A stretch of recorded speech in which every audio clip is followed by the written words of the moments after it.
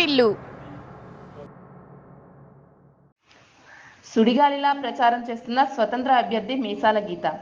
విజయనగరం పట్టణంలో గల స్థానిక కనపాక ప్రాంతంలో ఇంటింటి ప్రచారం ఆమె నిర్వహించారు. ప్రజలు తనకు అండగా ఉండాలని, ఆత్మగౌరవం పేరుతో ప్రచారం నిర్వహిస్తున్నానని ఆమె తెలిపారు.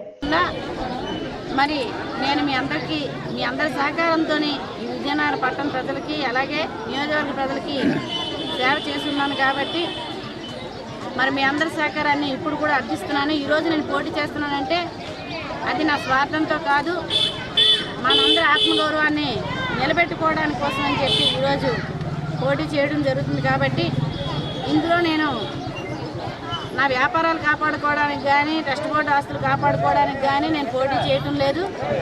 మరి అది మీరు గతంలో కూడా చూస్తున్నారు.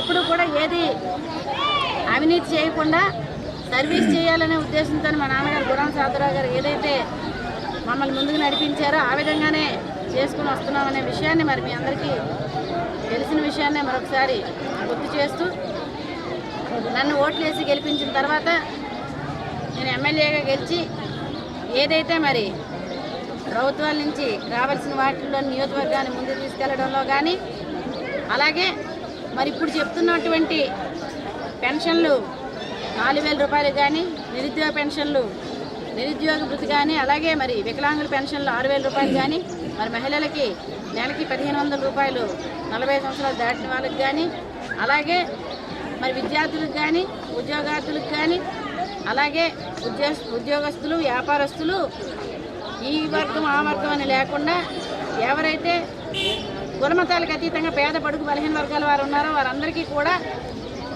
చేదోడు వాదోడుగా ఉంటూ నా వంతు సహాయ సహకారాలు అటు ప్రభుత్వం నుంచి రావాల్సినవన్నింటినీ కూడా పూర్తి స్థాయిలో అన్ని నియోజకవర్గాల కంటే కూడా ముందుగా ఉండి ఇచ్చేలాగా చేయగలనని అలాగే స్టూడెంట్స్ చాలామంది వాళ్ళకి చదువుకోవడానికని స్టడీ సెంటర్స్ గురించి చెప్తున్నారు.